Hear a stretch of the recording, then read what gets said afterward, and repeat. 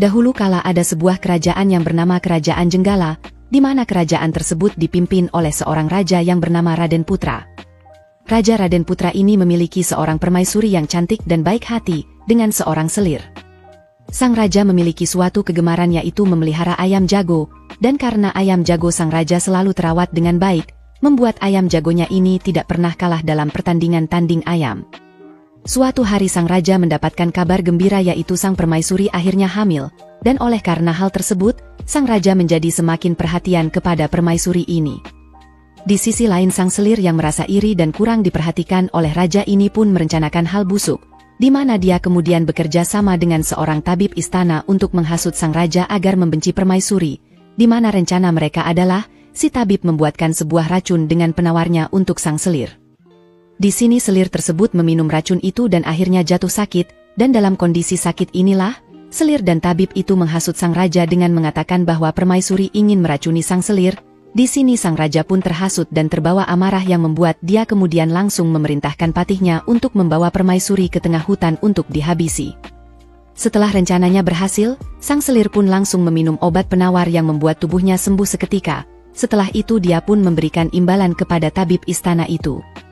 Di sisi lain, sang permaisuri yang tengah hamil ini pun dibawa oleh patih kerajaan ke tengah hutan, namun di sini sang patih tidak tega untuk menghabisi permaisuri, di mana dia percaya bahwa ini semua adalah rencana dari selir, sehingga dia kemudian membuatkan sebuah pondok di tengah hutan untuk permaisuri tinggal, dan setelah membuat pondok itu, dia pun mencari seekor rusa untuk diambil jantungnya, di mana setelah mendapatkan itu, dia pun kembali ke istana Jenggala.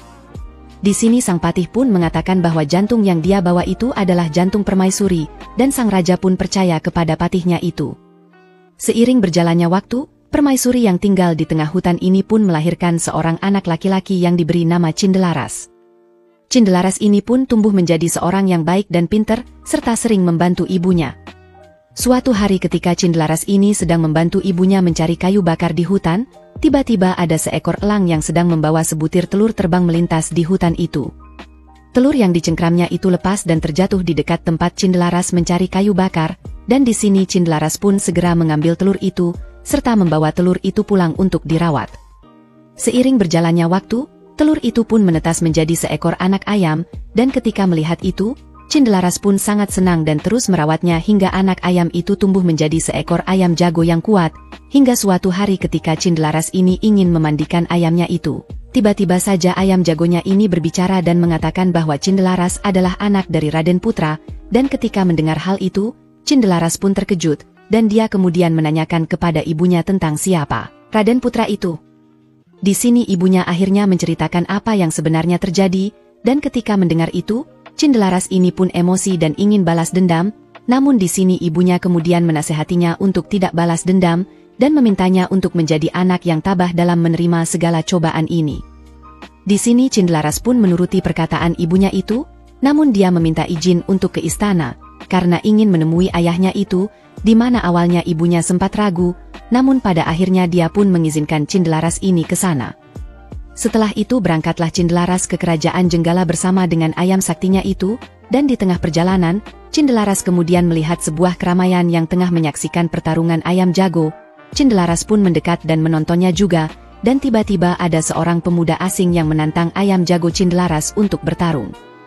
Awalnya Cindelaras menolak karena takut ayamnya terluka, namun karena mereka terus menghina ayam Cindelaras ini, akhirnya Cindelaras pun setuju, dan dalam pertandingan itu, ayam Cindelaras ini dengan sangat mudah mengalahkan lawannya itu. Setelah menang Cindelaras pun melanjutkan perjalanannya, dan di tengah perjalanannya, Cindelaras selalu mengikuti beberapa pertarungan ayam dan selalu menang, sehingga membuat nama Cindelaras pun mulai terkenal di desa itu.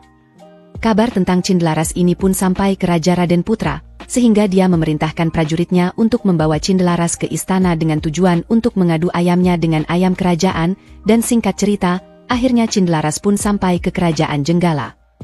Arena pertarungan pun telah disiapkan, dan hari pertandingan ayam ini dimulai, di mana di sini ayam kerajaan dengan sangat mudah dikalahkan oleh ayam Cindelaras ini. Dan setelah kalah dari pertarungan itu, sang raja kemudian bertanya kepada Cindelaras mengenai siapa namanya, namun sebelum Cindelaras ini menjawab, tiba-tiba saja ayam Cindelaras ini berbicara dan mengatakan semuanya, termasuk menceritakan kelicikan dari selir dan tabib istana yang memfitnah permaisuri. Ketika mendengar itu, Raja Raden Putra ini pun sangat marah. Dia kemudian menghukum selirnya itu bersama dengan tabib kerajaan, dan setelah itu dia membawa permaisuri dan Cindelaras, beserta ayam saktinya itu untuk tinggal di istana, dan di akhir cerita, mereka pun hidup bahagia.